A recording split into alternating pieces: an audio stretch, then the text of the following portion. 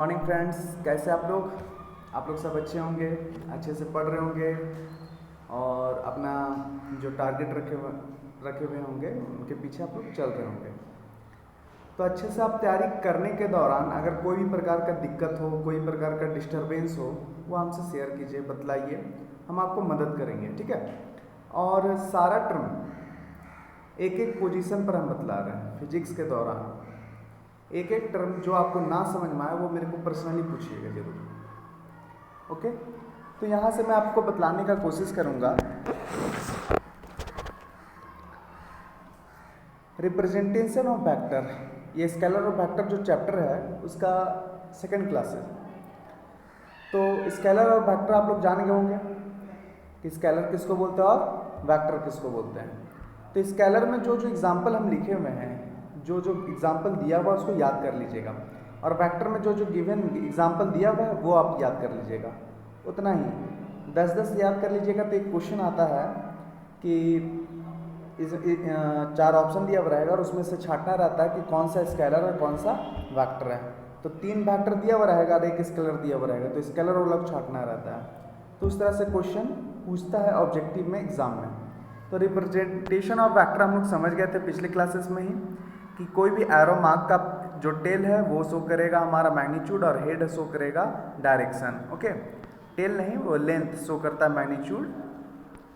अब हम लोग पढ़ने वाले types of vector. Types of vector, तो टाइप्स ऑफ वेक्टर में हम लोग टोटल 11 टाइप्स पढ़ेंगे। टोटल 11 टाइप्स पढ़ेंगे, ठीक है।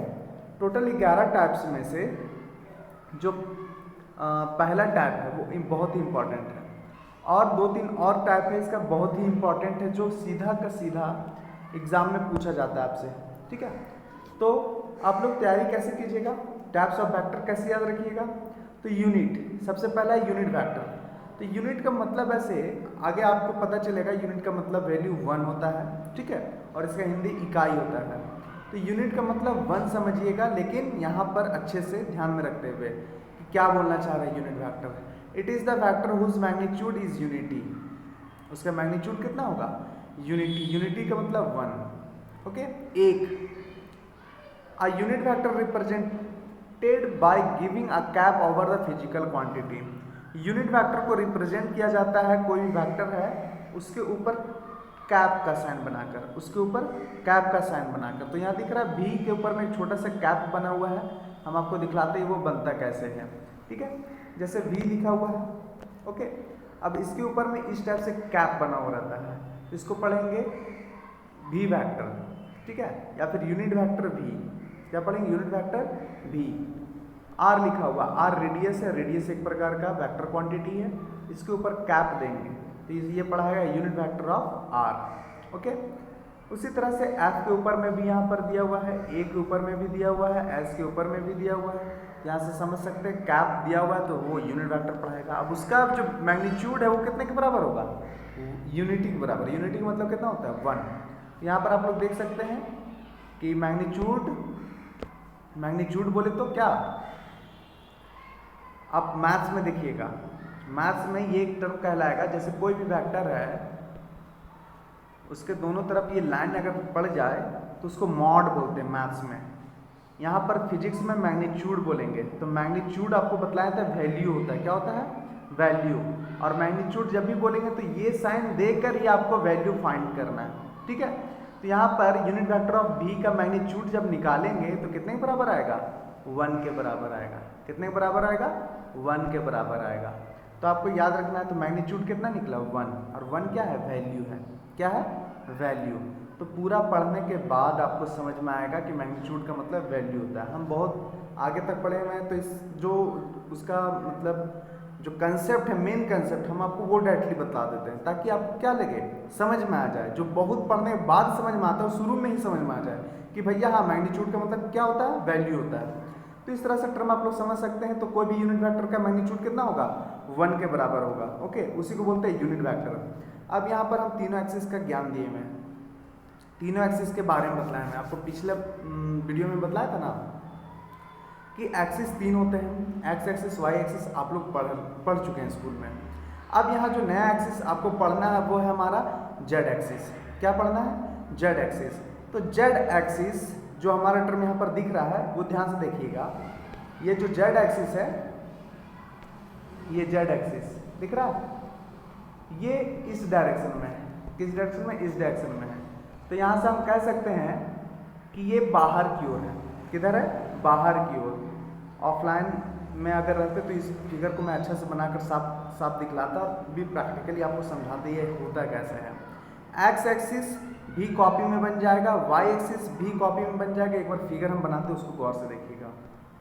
ये एक्स एक्सिस पेज में, वाई एक्सिस पेज में, और ये 3D फिगर होता है। जेड एक्सिस ये बाहर निकल रहा है, ये बाहर निकल रहा है जेड एक्सिस। ओके, तो एक्स एक्सिस, वाई एक्सिस और जेड एक्सिस, एक्स और वाई तुम्हारा प्लेन में और जेड हमारा बाहर है। किधर है? बाहर, सरफेस से बाहर की ओर है। ठीक है, अब माइनस जेड एक्सिस लेंगे तो वो सरफेस के अंदर की ओर जाएगा। तो जेड एक्सिस क्या शो कर रहा है? It's a 3D figure. Okay, तो हम लोग का जो रियल लाइफ है, या फिर आप लोग 10th क्लास में पढ़े होंगे, क्या पढ़े होंगे, वो क्यूबाइड, क्यूब, ये सब का जो फॉर्मूला है वो सारा 3D फॉर्मूला है। ओके, मैथ्स का। तो वो 3D यहाँ पर अब यूज होगा। ये जो चैप्टर हम पढ़ रहे हैं स्केलर वेक्टर, जो अच्छे से पढ़ लेंगे उनके लिए 12th क्लास में फिर से वेक्टर मिलने वाला है। वेक्टर इन 3D चैप्टर का नाम ही है। ठीक है, तो वहाँ पर आपको बहुत फायदा होगा यहाँ पर अगर वो चैप्टर को अच्छे से पढ़ लेते हैं तो आप 3 एक्सिस के बारे में जान गए अच्छी तरीके से कि भैया एक्स एक्सिस, वाई एक्सिस और जेड एक्सिस होता है। ओके, अब तीनों एक्सिस को एक एक वेक्टर बंटवारे में दिया हुआ है। ठीक है, वो कंपलसरी है कि एक्स एक्सिस में एक ही वेक्टर हमेशा चलेगा। एक्स एक्सिस में हमेशा सिंगल ही वेक्टर चल सकता है, और वो वेक्टर का नाम दिया गया है आई एक्स, आई वेक्टर। क्या दिया हुआ है? आई वेक्टर। ठीक है, तो केवल एक्स एक्सिस, अब जब भी एक्स एक्सिस बोला जाए तो उसमें जो वेक्टर चलेगा वो वेक्टर का नाम होगा आई वेक्टर। ठीक है, और वाई एक्सिस में जब भी चलेगा, चाहे प्लस में भी चाहे माइनस में भी हो, वो केवल जे वेक्टर चलेगा। कौन सा वेक्टर? जे वेक्टर। और जेड एक्सिस में हमेशा के वेक्टर चलेगा। तो इसको रट्टा मार लीजिए, याद कर लीजिए, क्योंकि बार बार काम देने वाला। अब ये मत सोचिए कि आई वेक्टर को वाई एक्सिस में कभी रिप्रेजेंट कर दे, गलत हो जाएगा। आई वेक्टर केवल एक्स एक्सिस के लिए बना हुआ है, जे वेक्टर केवल वाई एक्सिस के लिए, और के वेक्टर केवल जेड एक्सिस के लिए बना हुआ है। ओके, तो यहाँ पर देख सकते हैं आई वेक्टर लिखे हुए हैं तो उसको दोनों साइन में लिखे हुए हैं। कैसा? दोनों साइन में। तो देख सकते हैं यहाँ वेक्टर साइन भी है और दूसरा कैप वाला साइन भी है। तो इसको भी पढ़ते हैं unit vector I, unit vector I. इसको भी unit vector I, unit vector along positive Z X axis. यहाँ प्लस आई है, इसलिए यहाँ पर हम कह सकते हैं कि ये पॉजिटिव एक्स एक्सिस की तरफ जाएगा। ठीक है, तो पॉजिटिव एक्स एक्सिस लिए हैं। और नेगेटिव एक्स एक्सिस लेते तो यहाँ आई से पहले माइनस लग जाता। क्या लगता? आई से पहले माइनस लगता। वो ध्यान दीजिएगा आप लोग कि यहाँ माइनस है कि नहीं, प्लस है। तो यहाँ प्लस है भैया, तो प्लस पॉजिटिव एक्स एक्सिस की तरफ जा रहा है। अब उसी तरह जे के लिए लिखे हुए हैं unit vector along positive Y axis, के लिए लिखे हुए हैं unit vector along positive Z axis. तो तीनों एक्सिस में भैया दिखला दिए हैं। और माइनस के वेक्टर कभी लिखा हुआ है तो वो मतलब होता है कि माइनस डायरेक्शन में होगा। किधर होगा? माइनस डायरेक्शन में। यहाँ पर देखिएगा गौर से, यहाँ इस पोजीशन पर हटा रहे हैं इसको। तो माइनस के वेक्टर या फिर यूनिट वेक्टर माइनस के unit vector along negative x Z axis को शो कर रहा है। ठीक है, तो किसी के पीछे अगर पहले अगर नेगेटिव रहे तो वो तो नेगेटिव में जाएगा ही, क्योंकि हम लोग एक्सिस के बारे में पढ़े थे, प्लस एक्स होता है और माइनस एक्स होता है। ओके, तो प्लस एक्स में प्लस आई और माइनस एक्स में माइनस आई, लेकिन आई ही होगा और दूसरा कुछ नहीं। एक्स एक्सिस में केवल आई वेक्टर, वाई एक्सिस में जे वेक्टर, जेड एक्सिस में के वेक्टर। बार बार बोलिए आप। तो इस तरह से आप लोग समझ गए कि 3 एक्सिस में 3 वेक्टर का बंटवारा, वो भी टर्म बहुत इंपॉर्टेंट है। अब जो टर्म है हमारा वो है इक्वल वेक्टर। क्या है? Equal vector. तो इक्वल वेक्टर में हमारा क्या है? 2 और more vector are said to be equal vector if they are have same magnitude and same direction. यहाँ पर हम कह सकते हैं इक्वल वेक्टर उसको बोलेंगे जिसका मैग्नीट्यूड भी सेम हो और प्लस डायरेक्शन भी सेम हो। तो ठीक है, तो यहाँ से आप लोग समझ सकते हैं इक्वल वेक्टर में मैग्नीट्यूड और डायरेक्शन सेम होगा। तो यहाँ पर जो 3 एग्जांपल दिए फिगर के जरिए, वहाँ से आप लोग समझ सकते हैं कि वो इक्वल वेक्टर्स हैं। तो इक्वल वेक्टर्स में बोल रहा मैग्नीट्यूड। भैया आप लोग जानते होंगे कि जो लेंथ है एरो का वो शो करता है मैग्नीट्यूड। तीनों का तीनों सेम है, सेम लेंथ का है, तो कहेंगे सेम मैग्नीट्यूड। एक ही दिशा में जा रहा है तो सेम डायरेक्शन। क्या होता है? Same direction. एक पता की चीज़ बतलाएं आगे जो आपको मिलने वाला है, जब भी 2 वेक्टर या 2 व्यक्ति एक ही दिशा में चलते हैं ना, तो उन दोनों के बीच में 0 डिग्री का एंगल बनता है। दो व्यक्ति जब एक ही डायरेक्शन में, दो वेक्टर एक ही डायरेक्शन में चलता है तो उस दोनों के बीच में 0 डिग्री का एंगल बनता है। दो व्यक्ति अपोजिट डायरेक्शन में अगर चले, कौन सा डायरेक्शन में, अपोजिट डायरेक्शन में चले तो उन दोनों के बीच में 180 डिग्री का एंगल बनता है। दिमाग में सेट कर लीजिएगा क्योंकि आगे बहुत बार मिलने वाला है ये चीज़, ठीक है। सेम डायरेक्शन और अपोजिट डायरेक्शन, सेम 0 डिग्री और अपोजिट 180 डिग्री, ओके।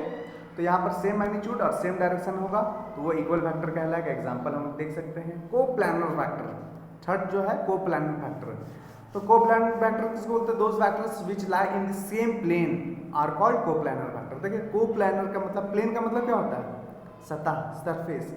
तो एक ही सतह में बहुत सारा वेक्टर अगर पाया जाए तो हम कहेंगे ये कोप्लानर वेक्टर है। क्या है, कोप्लानर वेक्टर है। अब एक ही सतह में है तो हम कह भी सकते हैं एक ही एरो में भी 2 वेक्टर हो सकते हैं, 3 वेक्टर हो सकते हैं। तो यहाँ पर डीप करके हम एरो बनाए हुए हैं, तो एक ही एरो के ऊपर 3-4 एरो है जो कि डीप हो गया, ओके। तो इसको बोलेंगे कोप्लानर वेक्टर जो सेम प्लेन में लाइज करे। अब लाइक वेक्टर किसको बोलेंगे, 2 और more vector are said to be like vector if they are same direction. अगर सब का सब सेम डायरेक्शन में होगा तो हम कहेंगे उसको लाइक वेक्टर भी है।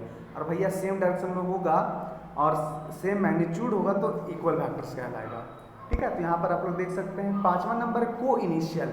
इनिशियल का मतलब क्या होता है बाबू, जहाँ से शुरू होता है। अब कोई भी एरो या फिर कोई भी वेक्टर जहाँ से शुरू होगा, जो पोजीशन से शुरू होगा वो कहलाएगा coinitial vector. Those vector whose tails, tails बोले तो उसका वेक्टर का जो क्या कहते हैं, पुच्छी, तो वो टेल्स जो है वो कॉन्साइड आर कॉल्ड को इनिशियल वेक्टर। मतलब जहाँ टेल्स एक जगह मिलना, कॉन्साइड का हिंदी हम लिख दिए हुए हैं। कॉन्साइड का मतलब एक जगह मिलना, जहाँ सारे वेक्टर का टेल्स एक जगह मिलता है वो पोजीशन कहलाता है को इनिशियल वेक्टर। मतलब उस पोजीशन से निकल रहे हैं वेक्टर, उस पोजीशन से निकल रहे हैं वेक्टर, ठीक है। तो जैसे एक पटाखे में आप देख सकते हैं अनार होता है, अनार से फुहारा निकलता है तो एक ही पोजीशन से निकलता है, ठीक है। तो ये पोजीशन जहाँ से निकल रहा है वो पोजीशन कहलाएगा को इनिशियल। क्या कहलाएगा, को इनिशियल। तो को इनिशियल वेक्टर बोलेंगे क्योंकि यहाँ से वेक्टर निकल रहा है। अब coterminal, coterminal vector those vector whose heads coincide are called, जहाँ पर हेड्स मिलते हैं उसको बोलते हैं को टर्मिनल वेक्टर। ऐसे भी टर्मिनल का मतलब होता है मिलने की जगह, ओके। तो ये टर्मिनल हो गया। अब जो लास्ट है, लास्ट नहीं है, इसके अलावा भी 4 है। अब 4 में भी 2 बहुत ही इंपॉर्टेंट है जो कि बहुत लंबा डिस्कशन लेने वाला था, उसको मैं नेक्स्ट वीडियो में डालूंगा। तो है जीरो वेक्टर। जीरो वेक्टर और नल वेक्टर बोलते हैं इसको। जीरो और नल वेक्टर मतलब जो भी वेक्टर होगा उसका मैग्नीट्यूड 0 के बराबर होगा। जो भी वेक्टर होगा उसका मैग्नीट्यूड कितने के बराबर होगा, 0। और जिसका भी वेक्टर अगर मैग्नीट्यूड 1 के बराबर हो गया तो उसको बोलते हैं यूनिट वेक्टर, ओके। तो it is the vector whose magnitude is 0 and direction is intermediate. तो आप लोग समझ सकते हैं कि यहाँ पर क्या बोल रहा है कि मैग्नीट्यूड क्या हो जाए, 0 हो जाए। तो 0 मैग्नीट्यूड हो जाएगा तो उसको हम लोग बोलेंगे जीरो वेक्टर। मैग्नीट्यूड समझ रहे हैं, लाइन को बोलिए चाहे वैल्यू को बोलिए, वो लाइन के मदद से ही हम लोग वैल्यू फाइंड करते हैं। अब वो लाइन का यूज हम सिखाएंगे। मैथ्स में तो मॉड बोला जाता है इस लाइन को, ठीक है। जो ए पर यहाँ पर दिख रहा है ना कोने में, तो उसको बोलते हैं, वो लाइन को मॉड बोलेंगे मैथ्स में, और यहाँ पर फिजिक्स में मैग्नीट्यूड बोलेंगे। मैग्नीट्यूड जब भी आएगा वो वैल्यू के टर्म में आएगा, वो हम लोग जान लेंगे। अब प्रॉपर्टीज ऑफ जीरो वेक्टर को देख लीजिए। ये आप लोग को लग रहा होगा कि हम लोग सब पढ़े हुए हैं। a + 0 को अगर जोड़ेंगे तो a वेक्टर होगा, a + 0 वेक्टर को घटाएंगे तो a वेक्टर होगा, 0 वेक्टर + 0 वेक्टर 0 वेक्टर होगा, 0 vector - 0 vector 0 vector, a × 0 vector 0 vector होगा। और a क्रॉस 0 पढ़ते हैं इसको, और a डॉट 0 पढ़ते हैं, दोनों गुना का ही टर्म है। डॉट भी एक प्रकार का गुना है, क्रॉस भी एक प्रकार का गुना है। अब सवाल ये उठेगा आगे जाके कि सर कहाँ पर हम लोग डॉट लेंगे और कहाँ पर हम लोग क्रॉस यूज करेंगे, वो हम आगे बतलाएंगे, ठीक है। अभी आप लोग जो जान रहे हैं वही यूज कीजिएगा, ओके। तो आगे बतलाएंगे वो डॉट और क्रॉस का कैसे यूज होता है। उसके बाद यूनिट वेक्टर में 4 unit vector 4 types of vector में और भी बचा हुआ है। वो चारों में 2 बहुत ही इंपॉर्टेंट है, 2 इंपॉर्टेंट है वो कंपटीशन के व्यू से। और वो कंपटीशन में मेडिकल बोल रहे हैं, AIPMT में क्वेश्चन उठा के क्वेश्चन बैंक में देख लीजिएगा, हर साल लगभग एक क्वेश्चन इससे रिलेट होकर होता है, ओके, इसी से टच अप पॉइंट से। तो जे मेंस और AIPMT वाले गौर कीजिएगा इस चीज़ को, ओके, जो हम नेक्स्ट वीडियो में आप लोग को देंगे। तो आज के लिए इतना ही रखिए, ओके, मिलते हैं, बाय।